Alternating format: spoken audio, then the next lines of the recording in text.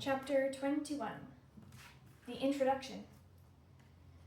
There was an hour each morning, in the dim light of dawn, when all the island animals were safe. You see, long ago they had agreed not to hunt or harm one another during that hour. They called it the Dawn Truce. Most mornings, the island residents would gather at the great meadow and spend the hour chatting with friends. Of course, not everyone attended these gatherings. The bears had never made an appearance, and the vultures just circled high above. But on this particular morning, an unusually large group of animals had come out to discuss some important news. "Settle down, everyone, I have something to say," Swooper the owl hooted to the crowd from the lowest branch of a dead tree. "Last night I saw a mysterious creature right here in the great meadow. It seemed to be covered in grass, so I couldn't get a good look at it, but I think it may have been the monster." Looks of concern swept over the crowd. "What was the creature doing?" said Dart the weasel. "It was speaking," said Swooper. "It kept repeating the same words over and over again, but each time it sounded a little different. At first it sounded like a cricket, then it sounded like a raccoon, then it sounded like an owl." "What was it saying?" said Digdown the groundhog.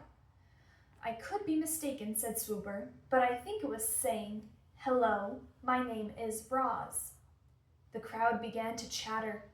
"Just where was this creature?" said Fink the fox. Everyone turned as the owl slowly pointed his wing to a grassy lump in the meadow. It was a rather ordinary-looking grassy lump, until it began to move. As you probably guessed, that grassy lump was Roz. She had been there the whole time, camouflaged, watching, listening, and with all the animals looking at her, she decided to introduce herself. The crowd stared in disbelief as the grassy lump started shaking and bulging upward and crumbling apart, and there was the robot. Then, using her body and voice, the robot spoke to the animals in their own language. "Hello, my name is Roz." The crowd gasped. Swooper fluttered up from his branch and screeched, "It's the monster!" "I'm not a monster," said Roz. "I'm a robot."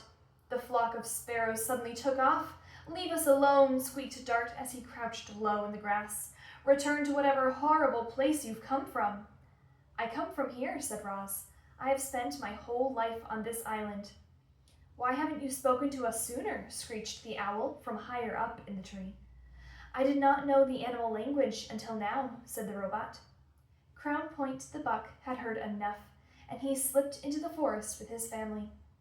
"So what do you want from us?" growled Fink. "I have observed that different animals have different ways of surviving," said the robot.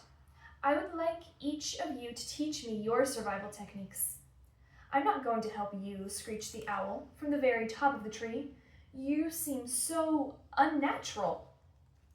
"The monster is just waiting to gobble us up," shrieked Digdown, and the groundhog disappeared into a hole.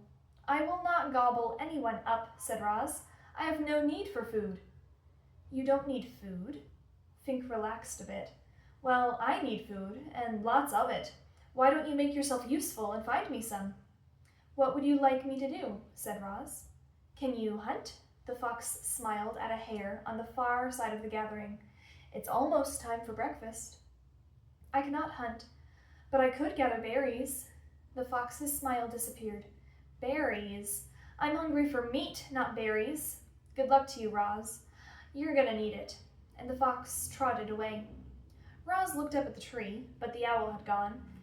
And when the robot looked again, she realized that everyone else had gone too.